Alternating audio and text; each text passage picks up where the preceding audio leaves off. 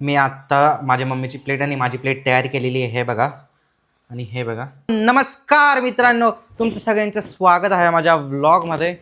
तर आता आता तर खूप लेट झालं आहे, ऑलमोस्ट 1 वाजला आहे आणि मी आत्ताशी आंघोळ केलेली आहे. आज आई घरी येणार आहे. आई तुम्हाला माहिती आहे धडगावला जॉबला असते. आय थिंक आई घरी आलेली आहे. त्याची वेलकम.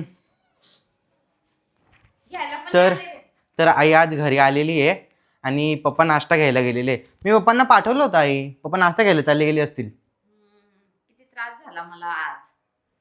अच्छा ठीक आहे. तर आई घरी आलेली आहे आणि पप्पा थोड्या वेळात येतीलच. पप्पा नाश्ता घ्यायला गेलेले आहेत.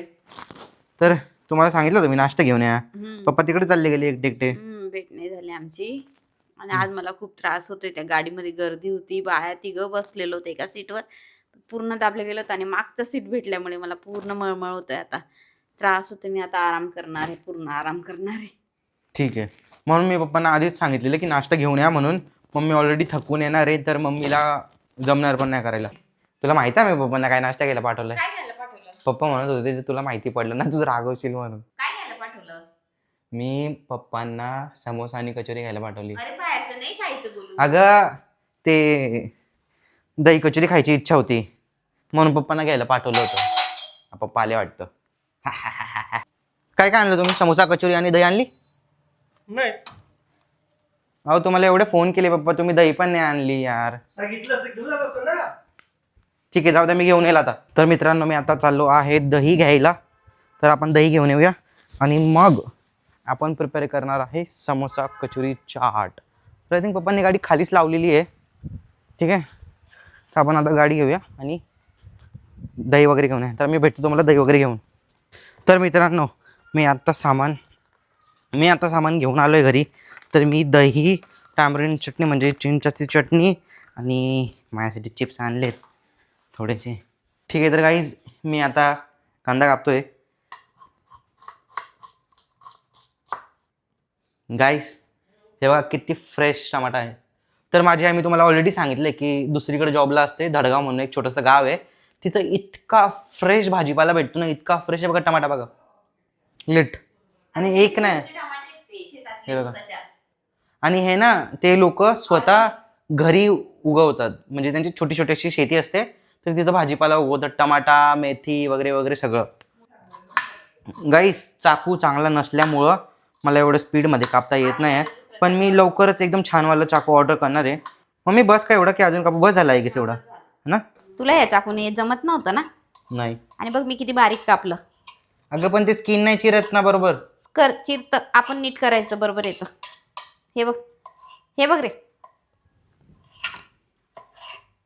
आपल्या स्किल्सवर डाऊट घेते गाईस.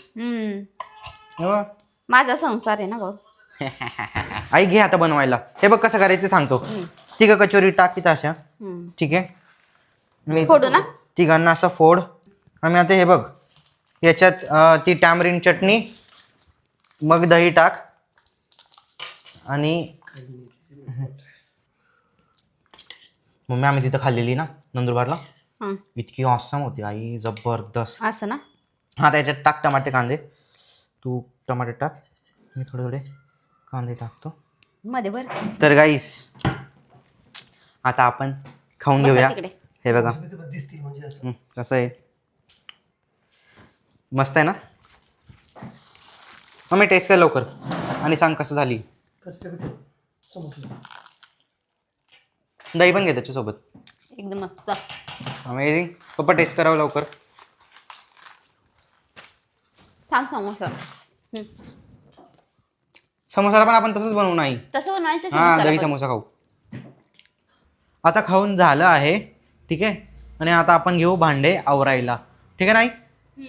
ठीक आहे. मग आता सगळं बाहेर ठेवायचं का? हे सगळं बाहेर ठेवायचंय. ती बाई येईल आता भांडे घासायला. आणि हे चमचे पण ती का ती? नाही. हा काल नाही आल्या मावशी. नाही आला का? नाही. हे टाकून देऊ मिरच्या. हां सगळं टाकून देता, काहीच नको ठेवू. ठीक आहे. तर मित्रांनो तुम्हाला हा व्लॉग आवडला असेल तर लाईक करा, सबस्क्राईब करायला विसरू नका. आणि आता आपण भेटूया कमेंट करायला पण विसरू नका आणि आता आपण भेटूया पुढच्या ब्लॉगमध्ये.